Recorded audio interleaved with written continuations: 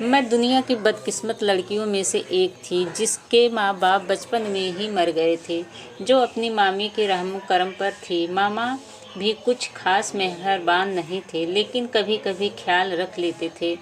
लेकिन अपनी बेटियों को मुझसे ज़्यादा मोहब्बत देते थे। लेकिन मामा की ज़िंदगी ज़्यादा नहीं थी, इसलिए वह भी भगवान को प्यारे हो गए। मामा का दुनिया से जाना था कि मामी ने अपना कर दिया। मेहरबान तो वह पहले भी नहीं थी, लेकिन जो थोड़ा बहुत मामा के लिहाज कर दी थी वह आज भी ख़त्म हो गया और उन्होंने मुझ पर जुल्म के पहाड़ तोड़ दिए। घर की नौकरानी को निकाल कर तमाम घर की जिम्मेदारियां मेरे ऊपर डाल दी। हालांकि मेरी उम्र इस वक्त सिर्फ 18 साल थी। मरता क्यों ना करता, मैं भी बेसहारा लड़की थी। जैसा मामी ने कहा मैंने वैसा ही किया।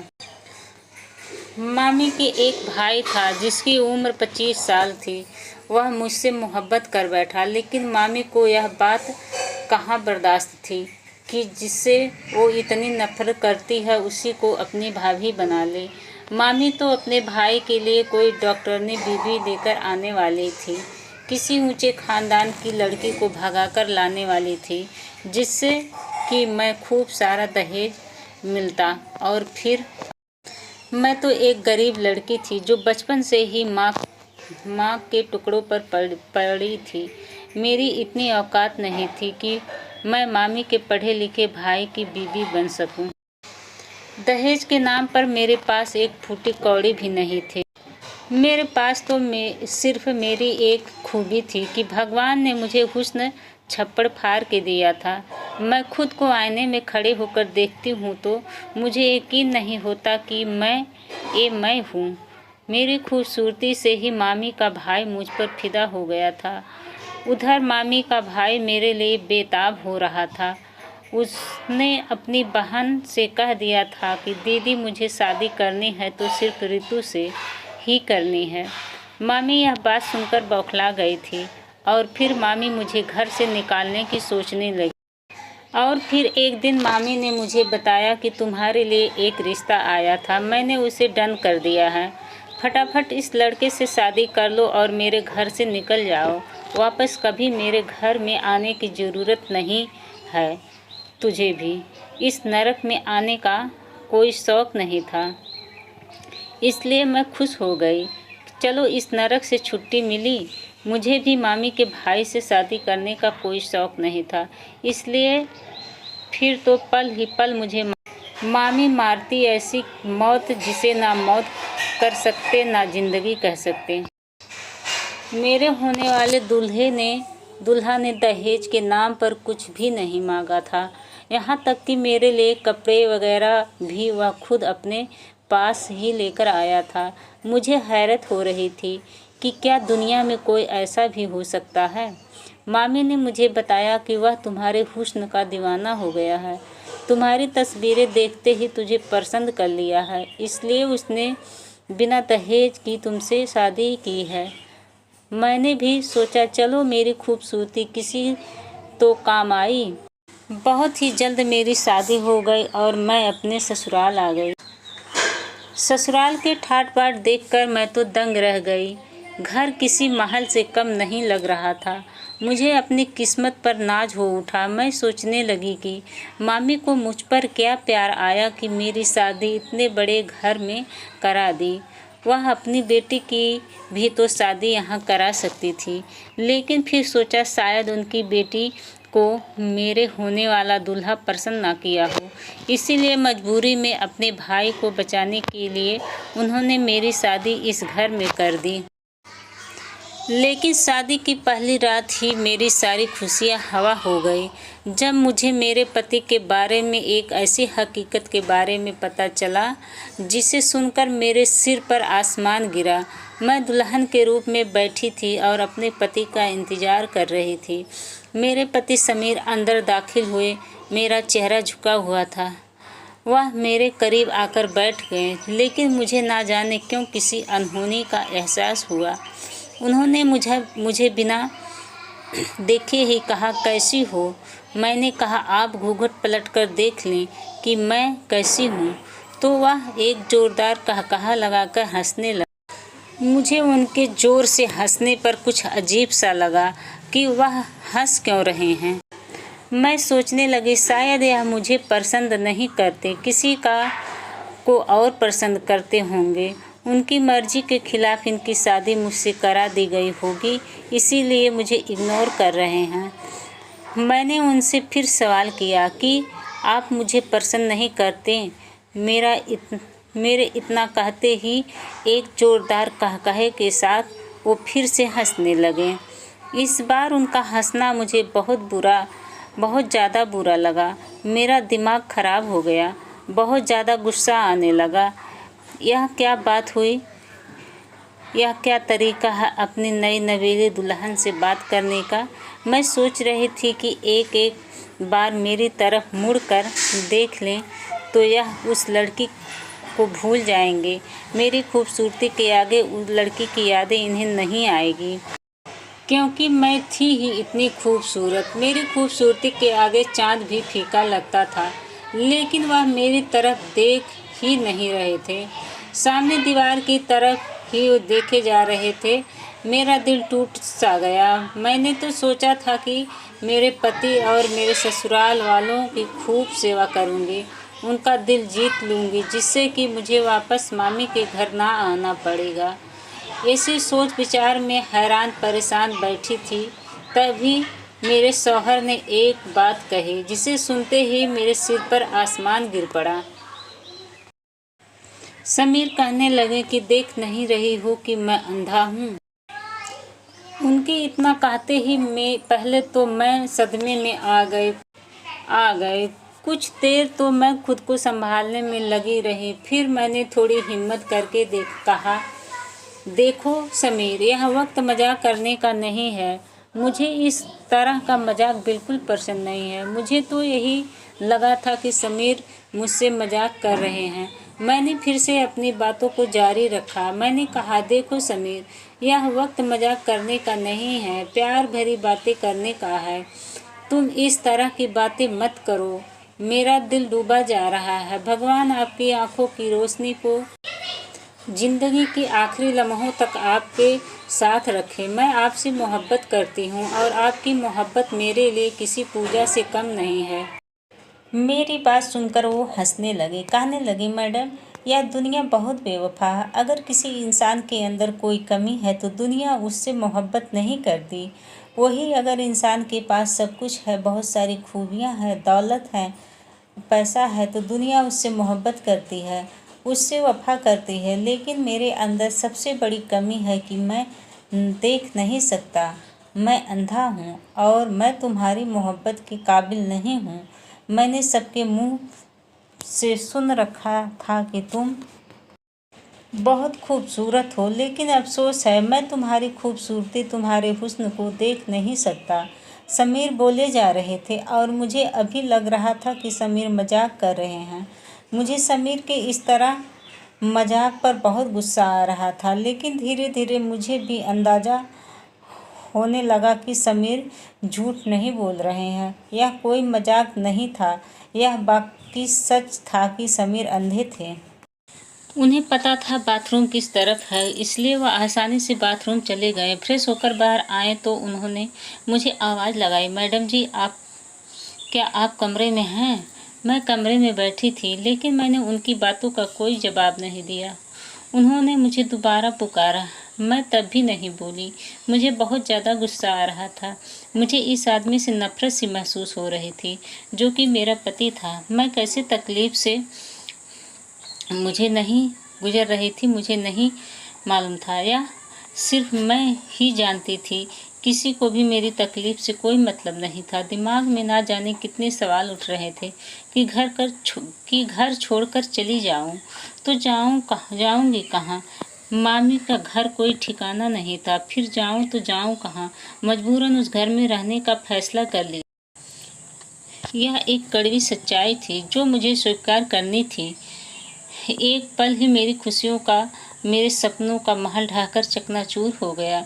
मैं इंसान के भरोसे पर यहाँ आई थी, वह तो खुद दूसरों के सहारे का मोहताज था। वह भला मेरा सहारा क्या बनता? उसे तो चलने के लिए खुद किसी सहारे की ज़रूरत थी। वह मेरा हाथ पकड़कर ज़िंदगी की दौड़ में आगे कैसे निकलता। मुझे ऐसा लग रहा था जैसे कोई मेरे सर पर हथौड़े मार रहा था। मैं अपना सिर पकड़कर बैठ गई। मेरे साथ धोखा हुआ था, बहुत बड़ा धोखा। मैं गुस्से से कांपते हुए एकदम खड़ी हो गई और मैंने चीख कर कहा, तुम्हें शर्म नहीं आई एक अनाथ लड़की के साथ इतना बड़ा धोखा करते हुए, उसकी ज़िंदगी बर्बाद करते हुए तुम्हें जरा भी शर्म नहीं आई। इंसानियत नाम की भी चीज़ नहीं तुम्हारे अंदर। मेरी बात सुनकर समीर ने कहा, हमने कोई धोखा नहीं दिया। तुम्हारी मामी को पता था कि मैं देख नहीं सकता, मैं अंधा हूँ। मेरी माँ ने तुम्हारी मामी को सब कुछ बता दिया था और तुम्हारी मामी ने कहा था कि रिश्ता मंजूर है और तुम भी इस रिश्ते से राज़ी हो। मैं राज़ी हूँ। मैं भला कैसे राज़ी हो सकती थी अंधे इंसान से शादी करने के लिए। हे भगवान, अब मैं कहाँ जाऊँ, क्या करूँ। कमरे में पड़े सोफे पे बैठकर मैं रोती रही, सुसकती रही। समीर बेड के कोने में लेट गया और थोड़ी ही देर में नींद के आगोश में चले गए। उन्हें कोई परवाह नहीं था मेरे ऊपर क्या बीत रही थी। उन्होंने मुझसे बात करने भी, मुझे तसल्ली देना भी गंवारा नहीं समझा। ऐसे ही रोते रोते ना जाने रात में किस समय मेरी आंखें लग गई। सुबह मेरी आंखें खुली तो समीर मुझसे पहले ही जाग चुके थे। वह बेड से उतरकर सहारा करते हुए बाथरूम की तरफ चले गए। उन्हें इस तरह सहारा तलाश करते हुए देखकर मुझे उन पर बिल्कुल भी तरस नहीं आया। मैं उनकी मदद के लिए आगे नहीं बढ़ी, ढीठ बनी उन्हें देखती रही। मैंने सोचा शादी से पहले भी इन्होंने अपना काम तो खुद ही किया करते थे। उन्हें पता था बाथरूम किस तरफ है, इसलिए वह आसानी से बाथरूम चले गए। फ्रेश होकर बाहर आए तो उन्होंने मुझे आवाज़ लगाई, मैडम जी, क्या आप कमरे में हैं? मैं कमरे में बैठी थी, लेकिन मैंने उनकी बातों का कोई जवाब नहीं दिया। उन्होंने मुझे दोबारा पुकारा, मैं तब भी नहीं बोली। मुझे बहुत ज़्यादा गुस्सा आ रहा था। मुझे इस आदमी से नफरत हो रही थी। मैंने अपनी सास से भी इस बारे में बात की तो उन्होंने भी कहा कि हमने तुम्हारी मामी को किसी अंधेरे में नहीं रखा था, उन्हें पहले ही बता दिया था और उन्होंने कहा था कि तुम भी राजी हो और हमदर्दी में समीर से शादी करना चाहती हो। मुझे वारिस चाहिए था, इसलिए मैंने अपने बेटे समीर की शादी ही की और मेरी सारी उम्मीदें तुमसे है। मुझे उम्मीद है कि तुम मुझे पोता ज़रूर दोगी। अपनी सास की मुंह से यह बात सुनकर मेरा गुस्सा सातवें आसमान पर पहुंच गया। बकवास करती है, आप क्या ज़रूरत थी आपको अपने अंधे बेटे की शादी करने की। मेरे मुंह से ये बात सुनकर मेरी सास रोने लगी। मेरे बेटे को अंधा मत कहो, अंधे को अंधा ना कहूँ तो क्या कहूँ। यह कहकर गुस्से से पैर पटकते हुए वह कमरे में वापस चली गई। पहले मामी के रवैया से मुझे पत्थर बना दिया था, लेकिन शादी के नाम पर मिले इस धोखे ने मुझे बिल्कुल मुर्दा ही बना दिया था। मेरे जज्बात कहीं मर गए थे। मुझे अब किसी और के जज्बात से भी कोई फिक्र नहीं था। कोई मेरे बारे में क्या बातें करता है, मुझे कुछ परवाह नहीं थी। मैं अपने मन की करती हूँ जिससे मैं खुश रह सकूँ। लेकिन मैंने अपने दिल को लगाने की कोशिश करती, लेकिन मेरा दिल कहीं लगता ही नहीं था। मेरा भी मन करता है कि मेरे हुस्न को सराहा जाए, मेरी तारीफ की जाए। जो मेरा हक है वह मुझे मिले, लेकिन जिससे यह हक मिलना था वह तो अंधा था। वह तो मेरे हुस्न की तारीफ कर ही नहीं सकता था। मैं अंदर ही अंदर घुट रही थी, बंद कमरे में रोती बिलखती रहती थी। समीर के जाने से मुझे बहुत सुकून मिला, क्योंकि मुझे अब उसका चेहरा भी नहीं देखना पड़ेगा। मैं सारा दिन बिस्तर पर पड़ी रहती, खुद को खुश करने की कोशिश करती, कोई काम नहीं करती, सारा काम नौकरानी करती थी। यहाँ सारी सुविधाएं थीं, अगर कुछ नहीं था तो वह था बस मेरे दिल की खुशी नहीं थी। आधी रात को प्यास की शिद्दत में मेरी आंखें खुली, किचन में पानी पीने लगी कि तभी किसी ने पीछे से मेरे मुंह पर हाथ रख दिया और मेरे मुंह को जोर से दबा दिया ताकि मैं चीख ना सकूं। तुम बहुत खूबसूरत हो। मैंने जब से तुमको देखा है तब से तुम्हारा दीवाना हो गया हूँ।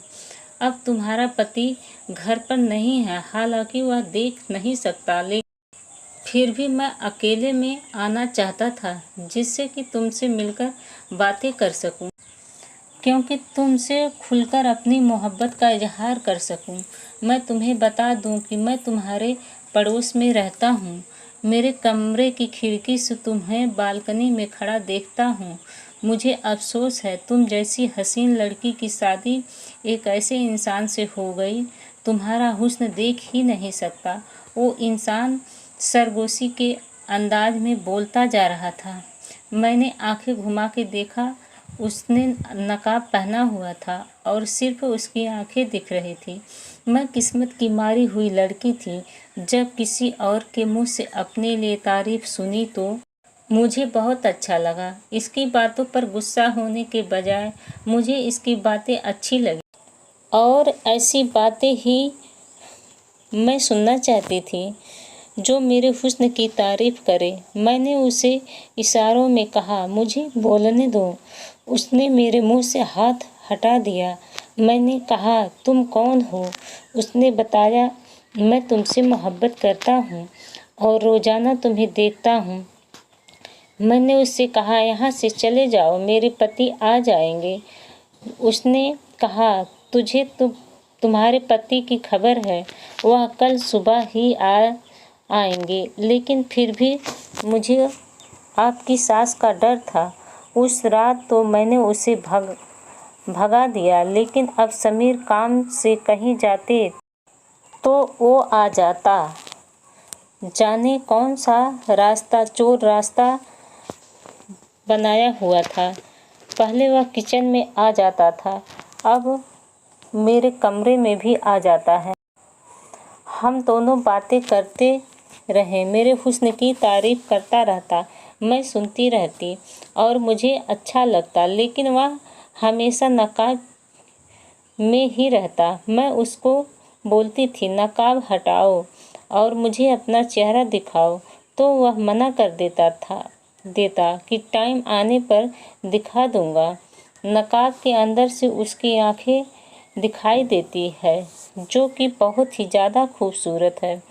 उसकी आंखें देखकर मैंने अंदाज लगाया कि वह बहुत ही खूबसूरत होगा। उसकी आंखों से भी प्यारी और अच्छी बातें निकलती थीं। उसकी बातें करने का अंदाज बहुत ही दिलकश था। वह मुझसे प्यार भरी बातें करता। अब तो फ़ोन पर भी दिन भर बातें करता है। अब मुझे उसकी प्यार भरी बातों की आदत हो गई। लेकिन यह कमी एक गैर इंसान पूरी कर रहा था, जो मेरा कोई नहीं लगता था। मैं जानती थी कि हम दोनों का रिश्ता नाजायज़ है, लेकिन मैं अपने दिल के हाथों मजबूर थी, जो मेरे हुस्न की तारीफ करता और मुझे जिस इंसान से हक था वो मेरे हुस्न की तारीफ करे, वह मेरी तारीफ नहीं कर सकता था, क्योंकि वह मेरे हुस्न को देख नहीं सकता था। मुझ पर एक जादू सा छाया रहता था। मेरी अक्ल पर पर्दा पड़ गया था। एक बार उसने मेरे साथ कुछ गलत करने की कोशिश की। उसने कहा, हम एक दूसरे से मोहब्बत करते हैं तो फिर ये सब करने में क्या हर्ज है? तो मैं बिदक कर पीछे हट गई। मैंने कहा, नहीं, यह सब गलत है। मैं यह सब तुम्हारे साथ नहीं कर सकती। मुझे ये भी डर नहीं था कि कोई भी शख्स मेरे कमरे तक आ जाता है और कुछ गलत भी कर सकता है। किसी अजनबी का एतबार करना किस कदर गलत था। मेरा पति समीर सिर्फ आँख से अंधा था। मगर मेरा दिल भी अंधा हो चुका था, मेरी आत्मा भी अंधी हो चुकी थी। मैं क्या कर रही थी मुझे नज़र नहीं आ रहा था कि मैं कितना गलत कर रही थी। मुझे अफ़सोस नहीं था, लेकिन मैं यह सब क्यों कर रही थी मैंने कभी खुद से सवाल नहीं किया। लेकिन शायद उसने कहा, कुछ इंसान को मुझसे सच्ची मोहब्बत है, मैं ही है। उस दिन के बाद उसने मेरे साथ कभी कोई गलत हरकत नहीं की। एक दिन हम बातें कर रहे थे कि समीर की कॉल आई। उसने कहा वह पहुंचने वाला है। मैं हैरान हो गई, अचानक से कैसे आ गए। मैंने उनसे कहा, तुम कहीं छुप जाओ। तभी समीर की गाड़ी की आवाज़ सुनाई दी। उसने कहा, मुझे क्या ज़रूरत है छिपने की, तुम्हारा पति तो देख नहीं सकता। मुझे भी हंसी आ गई। मैंने कहा, वाकई वो तो देख नहीं सकते, क्या ज़रूरत है छुपने की। फिर उसने कहा कि मैं जा रहा हूँ। वह चला गया। थोड़ी देर बाद समीर अंदर दाखिल हुए। मैं बेड पर लेट चुकी थी। मैंने लाइट बंद की और आराम से बेड पर लेट गई और आंखें बंद करके सोने की कोशिश करने लगी। लेकिन मैंने महसूस किया कि समीर सोए नहीं थे, वह बैठे हुए थे। अचानक से समीर बोल पड़े, मैडम जी, तुम्हें मालूम है कि मेरे पिताजी अंधे थे और मेरी माँ बेहद हसीन थी। खानदान वालों के दबाव में आकर मेरी माँ ने मेरे पिता से शादी कर दी थी, लेकिन उसके अंदर एक उदासी हमेशा रहती थी। उन्हें अंधे इंसानों के साथ ज़िंदगी बसर करना बहुत मुश्किल लग रहा था। मैं पैदा हुआ तो मेरी माँ ने अपना दिल मुझ में लगा लिया, लेकिन फिर उनका दिल मुझसे भी उठ गया और फिर उन्होंने अपना दिल कहीं और लगा लिया। पिता की गैर मौजूदगी में रोज़ाना एक अजनबी इंसान हमारे घर आता था और मेरी माँ से बातें करती थी। मैं सुनता था मगर कहता कुछ नहीं था। जैसे ही समीर ने ये शब्द बोले तो मेरी जान ही निकल गई। यह तो मेरी ही कहानी थी जो मुझे सुनाई जा रही थी, यानी कि मेरी सास के साथ भी यही जुल्म हुआ था और मेरी सास ने मेरे साथ ही वही जुल्म दोहराया। ना जाने क्या मुझे इस बात का एहसास हुआ कि मेरी सास ने अपनी बेबसी का बदला मुझसे लिया है। समीर ने फिर से बोलना शुरू किया तो वापस होश में आई। समीर बोले कि मुझे किसी बात का डर नहीं था। मेरा बचपन तो खत्म हो गया था, यहाँ तक कि मेरा लड़कपन और फिर जवानी आ गई। वह इंसान फिर ना जाने कहाँ चला गया। फिर मैं और मेरी माँ थे और बस मेरी माँ ने दूसरा बच्चा पैदा करने की ज़रूरत नहीं की। मेरे पिता इस दुनिया से रुखसत हो गए। सारी ज़िंदगी मेरे पिता को यह पता न चल सका कि उनकी गैर मौजूदगी में कोई उनके घर भी आता था और उनकी बीवी से बातें करता था। फिर मेरी माँ इतनी गिर गई थी कि उन्हें मेरे पिता की मौजूदगी और गैर मौजूदगी से कोई फ़र्क नहीं पड़ता था। मेरे पिता के सामने हमारे घर आता और वह मेरी माँ से बातें भी करता रहता। मेरी माँ उसे दूसरे कमरे में ले जाती थी और उनकी बातों की आवाज़ में मुझे भी आती थी। मुझे मालूम हो गया था कि वह इंसान मेरी माँ का कोई पराया दोस्त था। मैं अपने पिता से बहुत मोहब्बत करता था। मुझे अपने पिता का दुख होता था। मैंने उन्हें कुछ नहीं बताया।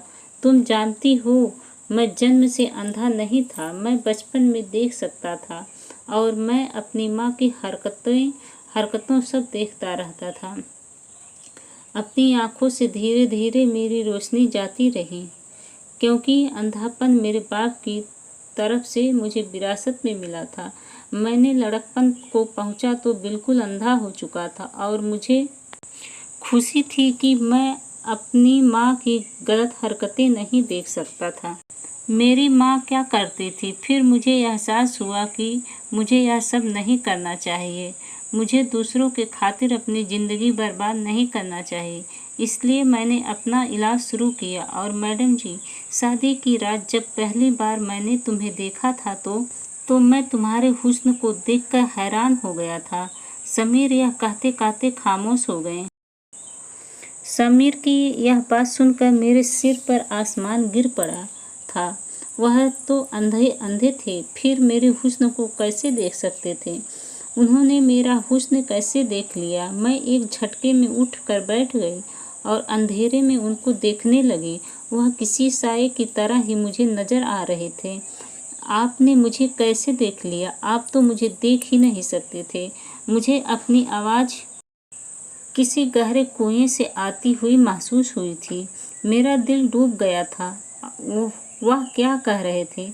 वह देख सकते थे, या फिर यह भी कोई गंदा मजाक था जो मेरे साथ हो रहा है? मैंने लड़कपन के बाद अपनी आंखों का इलाज किया। मेरे साथ ज़्यादा समस्या नहीं थी। थोड़े से इलाज से ही, एक ऑपरेशन से मेरी आंखों की रोशनी वापस आ गई थी और मैं सब कुछ देख सकता था। उसी वक्त मेरी माँ ने शादी का फैसला किया और मैंने खामोशी से उनका फैसला कबूल कर लिया। तुम्हारी तस्वीर मुझे नहीं दिखाई क्योंकि मुझे अंधा समझती थी और मैंने उससे कुछ कहा भी नहीं। मेरा दिल तो उनसे उठ चुका था। जब हमारी शादी हुई तो मैं देख सकता था और मैंने तुम्हें देखा भी था, लेकिन मैं यह देखना चाहता था कि तुम किस तरह की बीवी साबित होती हो, बेवफा साबित होती हो या मेरे अंधेपन का सुनकर मेरा सहारा बनती हो। लेकिन मुझे तुम्हारी रवैया देखकर बहुत दुख हुआ और मैंने तुम्हें छोड़ने का फैसला कर लिया था। तुम्हारे सामने अंधेपन का ड्रामा मैंने लगभग सिर्फ 1 महीना ही किया था। 1 महीने में तुमने मुझे छोड़कर अपना एक आशिक भी बना लिया। समीर की बातें सुनकर तो जैसे मेरे सर पर आसमान गिरा था। मेरे पैरों तले से ज़मीन सरक गई थी।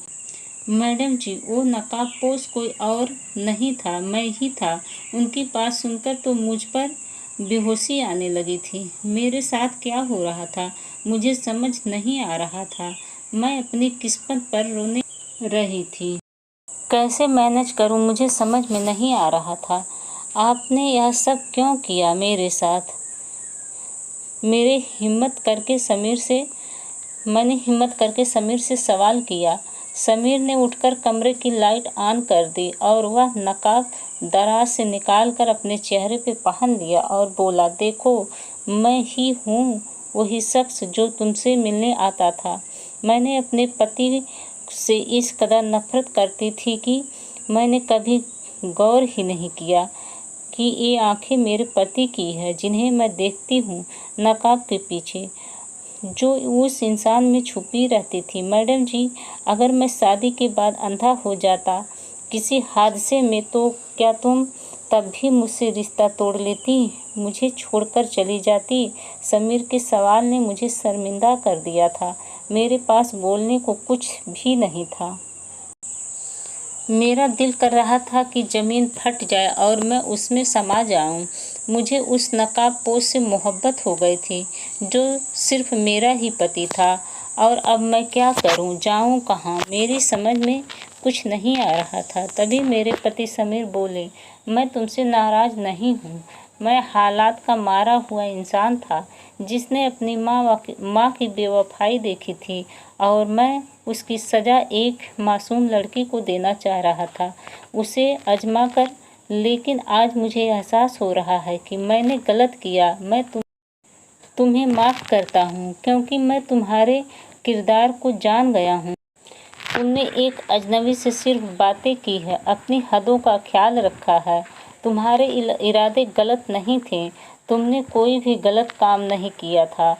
और मैडम जी, मैं तुम्हें क्या माफ़ करूँगा, बल्कि मैं तो इस काबिल नहीं कि तुम मुझे माफ़ कर सको। मुझ में हिम्मत नहीं है कि मैं तुमसे कैसे माफ़ी मांगूं। हो सके तो मुझे माफ़ कर दो। गलत तुमने मेरे साथ नहीं किया, बल्कि गलत मैंने तुम्हारे साथ किया। तुम्हें आजमाइश में डालकर किसी और की सज़ा तुम्हें दे। समीर ने कहा तो मैं रोते हुए उनसे लिपट गए और मैंने कहा कि मैंने उन्हें माफ़ कर दिया है, वह भी मुझे माफ़ कर दे। हम इंसान गलतियों के पुतले होते हैं। मुझे एहसास हो रहा था कि अंधे समीर नहीं, अंधी तो मैं थी। आज भगवान ने समीर के साथ मुझे भी रोशनी दे दी थी और मैं उसकी बहुत ही ज़्यादा शुक्रगुजार थी। उस रात हम दोनों ने मिलकर एक नई ज़िंदगी शुरुआत की और हम दोनों बहुत खुश हैं। सच कहते हैं भगवान के घर में देर है, अंधेर नहीं।